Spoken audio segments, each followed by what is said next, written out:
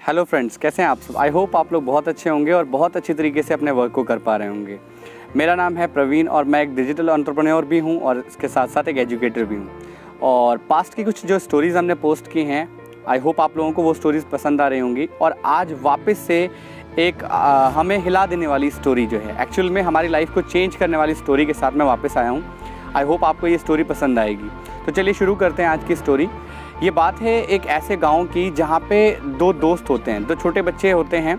एक उनमें से 6 साल का होता है और एक उनमें से 10 साल का होता है। और उनका बचपन से ये हिसाब किताब रहता है कि वो साथ में खाते पीते हैं, साथ में जो है खेलते कूदते हैं और साथ में ही अपना पूरा दिन व्यतीत करते हैं। एक बार क्या होता है कि खेलते खेलते वो लोग थोड़ा दूर निकल जाते हैं और जब वो दूर निकल जाते हैं तो गांव से काफ़ी दूर आगे निकल कर जब वो खेल रहे होते हैं तो उस सिचुएशन में होता क्या है कि जो 6 साल का बच्चा होता है और 10 साल का बच्चा होता है, उसमें से जो 10 साल वाला बच्चा होता है उसका पैर एकदम फिसल जाता है और वो पीछे किसी कुएं में गिर जाता है जाकर। और जैसे ही वो कुएं में जाकर गिर जाता है तो जो दूसरा बच्चा होता है 6 साल का, वो रोने लगता है। वो ये सोचने लगता है कि क्योंकि वो उसका बेस्ट फ्रेंड होता है तो वो उसके बचाने की कोशिश करना चाहता है। उसे चिंता होती है कि इसको क्या हो जाएगा, क्या नहीं होगा। इस चक्कर में क्या करता है, वो चारों तरफ देखता है और मदद के लिए जो है कुछ ना कुछ इंतज़ाम करने की कोशिश करता है। और बगल में देखता है तो उसे पता लगता है कि एक कुआं है जो उसके साइड में एक बाल्टी रखी हुई है और बाल्टी में एक रस्सी बंधी हुई है। तो दौड़ के जाता है और उस बाल्टी में, जिस बाल्टी में रस्सी बंधी होती है, उसे लेकर आता है और तुरंत वो जो रस्सी है वो कुएं में डालता है। जब वो रस्सी कुएं में डालता है उसके बाद वो बोलता है उस 10 साल के बच्चे से कि आप इसको पकड़ो और मैं धीरे धीरे करके आपको ऊपर खींच लूँगा। और धीरे धीरे करके, हालांकि उस बच्चे की इतनी ताकत नहीं होती है कि 6 साल का बच्चा 10 साल के बच्चे को खींच सके, लेकिन फिर भी क्योंकि उसके दोस्त की बात होती है, क्योंकि उसके दोस्त की जान खतरे में होती है, वो बच सकता है, नहीं भी बच सकता है, इसीलिए वो अपनी पूरी ताकत लगाता है, जितनी भी ताकत उसके पास है, और धीरे धीरे करके खींचने की कोशिश कर जाता है। और उसके बाद वो तब तक नहीं रुकता, तब तक खींचता रहता है उस रस्सी को जब तक कि उसका दोस्त ऊपर नहीं आ जाता है। अब धीरे धीरे करके जब वो ऊपर आ जाता है उसके बाद वो गले मिलता है, उससे बात करता है, सारी चीज़ें उसको पता लगती हैं। वो पूछता है कि कैसा है, अब ठीक है या नहीं, कोई दिक्कत तो नहीं है। और उसके बाद दोनों जो है एक दूसरे से गले मिलते हुए गांव में चलते हैं। लेकिन रास्ते में जाते जाते वो दोनों बात कर रहे होते हैं कि जब हम गांव में जाके सबको ये बात बताएंगे कि इस तरीके की बात हमारे साथ हुई है तो क्या कोई हमारा बिलीव करेगा। मतलब उस सिचुएशन में जब हम बताएंगे तो उस सिचुएशन में लोग हमें डांटेंगे नहीं। घर के लोगों को जब पता चलेगा कि तुम कुएं में गिर गए थे और मैं तुम्हें बचाने की कोशिश कर रहा था, हम लोग दूर आ गए थे खेलते खेलते, तो हो सकता है हमारी पिटाई भी लगे। ये डर सोचते सोचते वो लोग घर पे गए और घर पे जाने के बाद उनमें से एक बच्चे ने अपने घर पे बताया, फिर उसके बाद दूसरे बच्चे ने भी अपने घर वालों को बताया कि आज हमारे साथ ऐसा ऐसा हो गया, ये गिर गया था और उसके बाद जो है मैंने इसको बचाने की कोशिश की और मैं उसको जो है कुएं से निकाल कर लेकर आया। तो जब इन दोनों बच्चों ने अपने अपने घरों पे बताया और लोगों से भी बताया तो किसी ने इनकी बात का यकीन नहीं किया। किसी को भी ऐसा नहीं लगा कि ये वाकई में इस तरीके का काम कर सकते हैं। सब ये बोल रहे थे और हंस रहे थे कि अरे ऐसा नहीं हो सकता, ऐसा कैसे हो सकता है कि 6 साल का बच्चा किसी 10 साल के बच्चे को कुएं से निकाल ले, ऐसा हो ही नहीं सकता।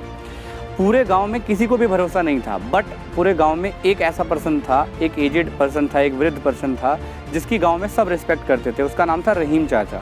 और रहीम चाचा का सब रिस्पेक्ट करते थे, रहीम चाचा की बातों पे सब विश्वास करते थे।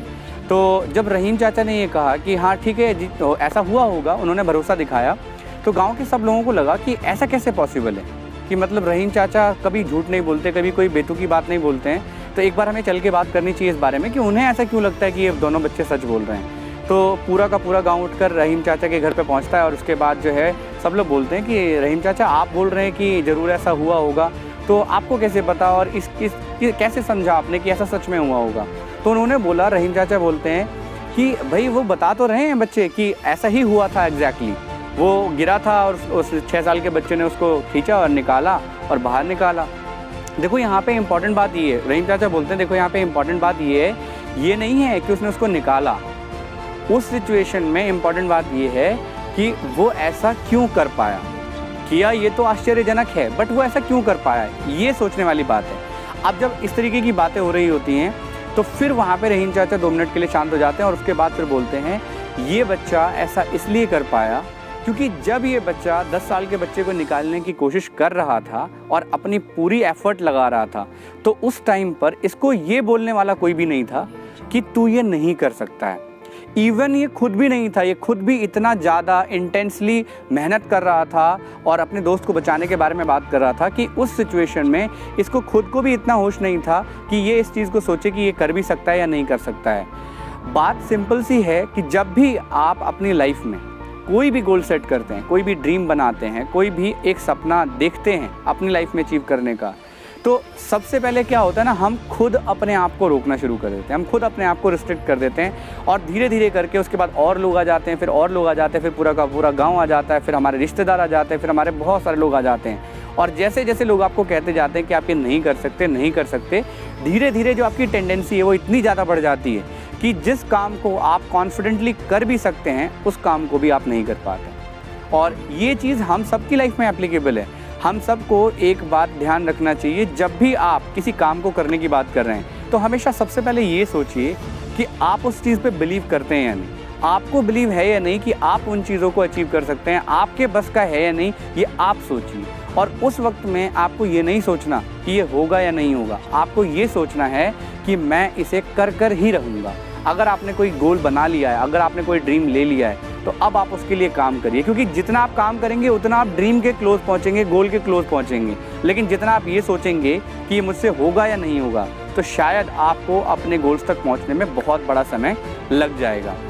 तो मॉरल ऑफ द स्टोरी ये है कि जब भी हम किसी काम में लगें तो हम अपने आप को रोके नहीं, प्री एजम्पशन ना लें, कभी भी पहले से ही कुछ निष्कर्ष ना निकालें।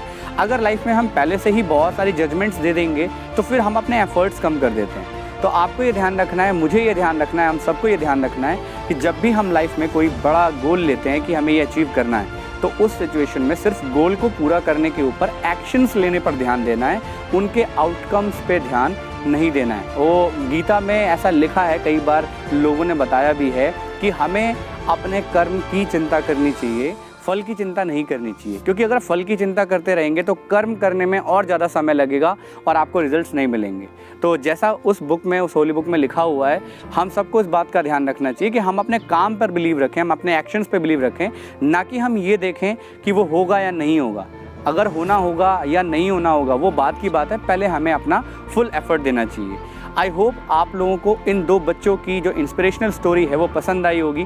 अगर आपको हमारी स्टोरीज़ पसंद आ रही हैं, अगर आप रेगुलर बेसिस पे हमारी स्टोरीज़ देखते हैं, तो आप स्टोरीज़ पसंद आती हैं तो शेयर ज़रूर करिए, क्योंकि ये जितनी भी स्टोरीज हम बना रहे हैं उसका एक जो है सोल पर्पस ये है कि लोगों की लाइफ में हम कुछ वैल्यू ऐड कर पाएँ। मेरा पर्सनली मकसद ये है कि मैं आप लोगों की लाइफ में कोई चेंज ला पाऊँ। अगर मेरे पास कोई नॉलेज है तो आप लोगों को दे के आपकी लाइफ में अगर कोई किसी पर्सन के बदलाव आता है तो वो मेरे लिए सबसे बड़ी खुशी की बात होगी। तो आपको वीडियो अगर पसंद आता है तो आप ज़रूर शेयर करिए, और अगर आपको ऐसा लगता है कि आप वीडियो जो हम बना रहे हैं वो बेहतर बना रहे हैं तो आप लाइक कर सकते हैं और अपना फीडबैक कमेंट सेक्शन में शेयर कर सकते हैं। आई होप आप लोगों को वीडियो बहुत पसंद आया होगा। Thank you so much, thank you for watching, thank you so much.